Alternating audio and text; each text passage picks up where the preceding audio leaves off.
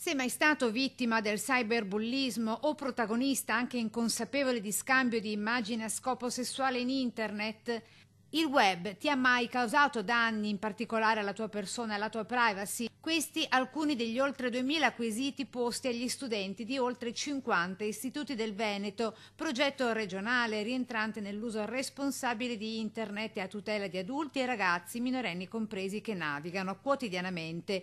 Piano che con il Corecom Veneto e l'Università degli Studi di Padova mira ad aprire entro la fine dell'anno uno sportello digitale rivolto a chiunque per segnalare abusi e danni del web. Un cittadino, un ragazzo, anche un adulto che si senta toccato o appunto in qualche maniera vittima dell'utilizzo improprio di social network o di situazioni appunto che riguardano computer o quant'altro, può rivolgersi per trovare un punto d'ascolto, ma soprattutto chi può indirizzarlo per risolvere il problema. Interventi mirati nelle scuole dal prossimo anno scolastico con corsi di formazione per insegnanti, genitori e studenti stessi, grazie ai fondi dell'Agicom.